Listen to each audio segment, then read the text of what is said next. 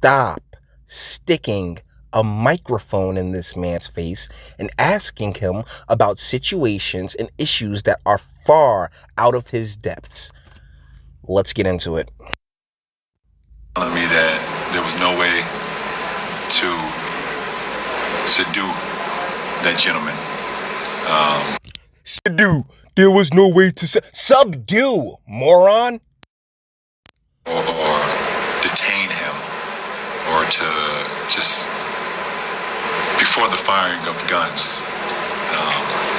Then you sitting here and you lying to not only me, you lying to every African American, every black person in the community. You're not a leader, LeBron. Okay, look, why are you smiling?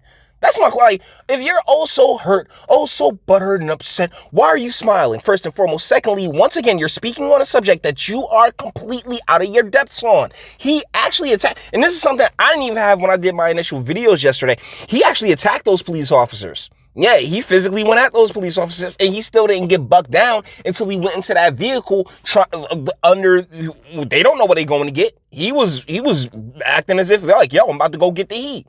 So like, yo, really, stop putting a camera in this man's face and asking him questions about things he does not know about.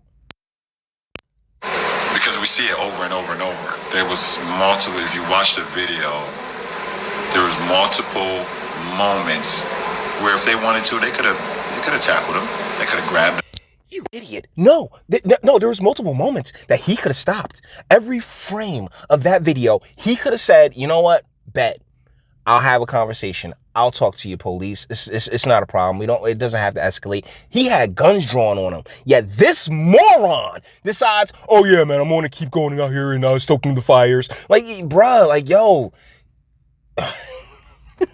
Shut up and dribble. Laura Ingraham was 1,000,000% correct about you. Just shut up. You know, they could have done that. And why does it always have to get to a point where we see the guns firing and his family is there, the kids are there, it's in broad daylight.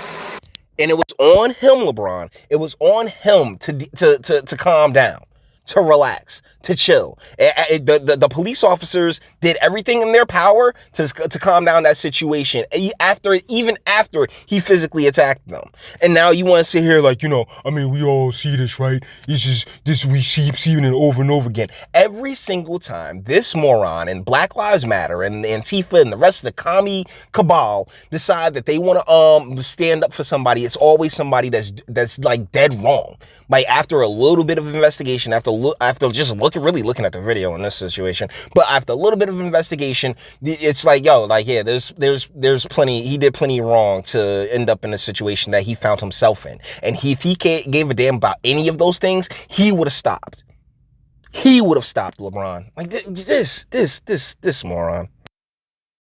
And who knows? I mean, if that video is not being taken by that person across the street, do we even know if we even see that video? If a video isn't taken, it is literally impossible to see.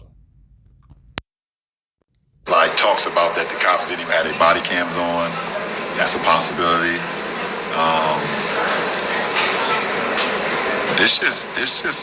Why are you smiling? Why are you sitting there like a schoolgirl? Like, it's so irritating. Like, his entire mannerisms right here. Like, yeah, whatever it is that mommy and daddy told me to say, that's exactly what I'm saying right now. Because I don't have any original thoughts of my own. That's exactly how LeBron is coming off right now. If you're oh so angry, why do you keep grinning? And another thing, why are you completely silent on the BS that goes on in China? Okay, they have concentration camps. I've covered it here on the channel before. So to sit here and the Uyghurs, yeah, and like the Uyghurs get crapped on all the time in China, but for some strange reason he want to sit up here like he literally is coming across as a child, at least in my opinion. Quite frankly, it's just fucked up in our community, and know people get tired of hearing me say it, but we are scared as black people. And no, you're scared because you are just chock full of estrogen. All right, you too many of those boat trips with Dwayne Wade. Apparently, you the next Zay Zay or Zaza, whatever the hell they calling that kid. But either way, oh's we scared. Oh's my goodness, they's hunting us down in the streets. Like, shut up, my guy. For real, shut up and hoop. Honestly, I'm not watching the playoffs. I'm not watching any of this shit because y'all refuse to just shut the hell up. black men, black women, black kids, we are terrified. Speak for yourself, LeBron. You're terrified, and that's because you're a chick. You don't know. You have no idea. You have no idea how that cop that day left the house. You don't know if he woke up on the good side of the bed. You don't know if he woke up on the wrong side of the bed. But you do know how you left the house. You do know that there is a certain level of self-responsibility and culpability that you have for your actions. Mr. Blake's actions damn near required more extreme measures because of how he was operating within that circumstance. But here it is, another opportunity to be like, oh, we such victims. He jumps all over it, and it truly is disgusting. You don't know if he had an argument at home with a significant other. You know, if one of his kids said something crazy to him and he left the house steaming. Or see, there's this thing called professionalism, LeBron.